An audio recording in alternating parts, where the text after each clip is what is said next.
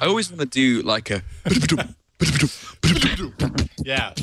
You should have. You should mount some rock band things in front of you. Oh. Oh, you're Yeah, so you probably lucky, can't see Nate. I had to sell my drum kit. But it's here. Well, I can't have my real one here because I live on the second floor of a flat. Okay. So my you real have one is electronic? but I have a Roland stage kit here as well, yeah. Oh, I'm so It's jealous. Yeah, it's good fun. It's good fun. So then the next time we do an outro with the music, you should take your headphones off, run back there, and then drum. That wouldn't be too much to ask, would although it? the latency will make me look like the world's worst drummer. That's true. Oh my God, but I've got an electric guitar in the corner, so Nate could do the drums, I could do the electric guitar, we could just ad-lib the whole thing all the way out. And Tom and I will just headbang. Perfect. You can beatbox and rap. That'd be pretty funny. I wish I could. Don't let him fool That is you. amazing. He's really good How at is it we're done by like 20 to 11? Are we recording earlier today? Net at night. Well, yeah, we got started earlier. Net at Night finished pretty much on time. That's because Leo's not here. Everything runs longer when Leo's doing it. Oftentimes, that might be true. Sorry. Okay, what do you think? ELOP in immolation, engineers, Dell's 10-inch floppy, or Sinner? There's an app for that. Oh, it's gotta be. Well, God, they're all so good. 10-inch Dell gets a flaccid reception. Uh, Little too literary. KS Kryptonian. I have to say I like the last one that you had.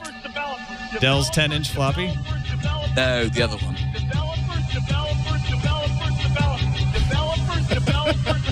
Now I can't remember. Sinner, there's an app for that. Yes, Sinner, there's an app for that. Yeah, I kind of like that. I think that's my favorite too. Without descending into puerile humor. Descending? I'm fairly sure we're already there. I think we're already there. I think what you're saying is ascending out of puerile humor. I really wanted to get in the thing about the guy from Deck who died. I wrote a massive Wikipedia entry on the guy who was the foremost analyst for Deck back in like the 70s and 80s.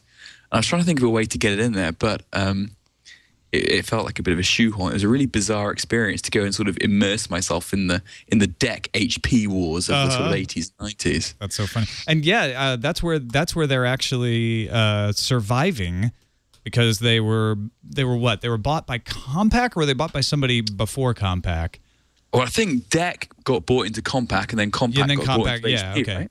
I couldn't remember if somebody bought Deck and then Compaq bought them, or if Compaq directly bought Deck and then HP bought Compaq. But it's through Compaq somehow that well, if you go and look up, if you're vaguely interested, the Wikipedia entry for a guy called Terry Shannon, who was just this crazy guy who was like a Vietnam veteran who did all this crazy stuff in the Vietnam War, working in sort of signals and secret sort of communications, and then came back to the US and became the most respected analyst in the Deck HP era. Absolutely incredible. All right, Really, I'm going to really do a good tease story. really quickly, so hold on just a second. Okay. Coming up on Tech, almost said Tech TV. Coming up on Tech News today. Verizon iPhone's got a secret, Dell's got a floppy 10-inch, and the Catholic Church has a new confessional app. All that and more coming up. That was the best tease ever. Thank you. Developers. I've actually never seen this little remix. Do you know I'd never seen the original developers until today? I knew that he'd done it, great. but I'd never thought to look for it, and I looked it up, and it's crazy, because not only is he, like, crazy, he's so sweaty. Yeah. Like, the sweat is everywhere. Huge Like, Rick it's Mail embarrassing. level of sweaty on that stage. Oh, my God. It's a wonder he doesn't get dehydrated. Oh, my God, that's just horrible. It's just so horrible.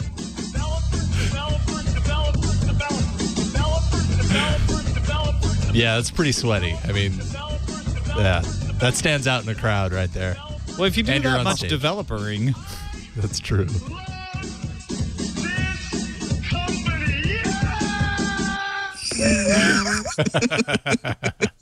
Oh, he's such an easy target, poor guy. Really is. You know what, though? I will give Steve Ballmer this. He really does love that company. You'll hear this from a lot of executives who bounce from one company to another. And while they're at that company is everything. And then as soon as they leave, like, screw that company. It's the company I'm with now. Ballmer lives and breathes Microsoft. He's always been there, always has. And I really, truly believe that his heart is tied into it. Whatever else you think about him, he is genuine about that.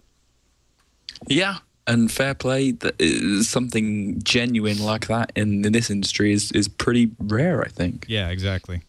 Because I think he would have been long gone, in the 90s or so. He would have jumped. He would have retired. You know what, though? Everybody gives him such a lot of stick. And it's really hard for me to overcome the fact that Microsoft just makes a buttload of money. I was trying to think of a nice way of putting that. Of money every year. And you look at something like the Xbox. The Xbox was a disaster when they launched it, and now the Xbox is making them money. Yeah, and it's gonna, it's the leading video games platform, and that's happened under his tenure. Well, Microsoft has transformed itself from a joke in the multimedia space to arguably the preeminent gaming platform. The problem with Microsoft is that they used to be so dominant that they never made any mistakes that any business mistakes. I mean, they made plenty of mistakes that didn't hurt them. That now that they're actually, they've only got 56% of the browser share, and and Apple is valued at a lot more than Microsoft. It's sort of, they look bad in comparison, but honestly, they're still one of the top companies in the world, much less the United States. Absolutely. And, everything has a cycle. Everything goes round. How long ago was it that Apple was, dead in the water? To a far less, to a far worse state than Microsoft is now, and they've come around, and someone visionary has come back and turned it around.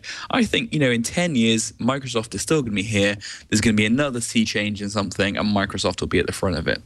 I do think they probably do need to get rid of Steve Ballmer if they want to revive, because right now they're coasting a bit. They are coasting a bit, and the whole Ray Ozzie era didn't really help, right? Yeah. I think maybe they don't need to replace Ballmer. Maybe they just need to bring in. I mean, the problem is, how do you bring in somebody else to run the company when Ballmer's still around? Well, Apple is about to face this question of how do you bring in someone to replace Steve Jobs? And although Apple is in the ascendant right now, in the same way that Microsoft seems to have taken a hit when Gates left, Steve Jobs leaving could be, will be certainly more disruptive than Bill Gates leaving Microsoft. It will do, but I think Microsoft is a little bit different because so much of what Apple does is, has come from the personality and the sort of the design ethic of Steve Jobs, which is very, very different from Microsoft. I think it's not, I think when you think of Microsoft, you don't think, oh, it's Steve Ballmer. You don't think, oh, it's Bill Gates. You think, oh, it's Microsoft, because, there is more to Apple than just Steve Jobs. They have these incredibly constructed teams of incredibly talented people, as does Microsoft. And, if Steve Jobs goes, I mean, for one thing, they've probably got a product pipeline of about 4 or 5 years that will carry them through, the early days. But even after that, they've got people like Johnny Ive. I was going to say, right, everybody talks about, Tim Cook as the sort of natural successor to Steve Jobs at kind of CEO level.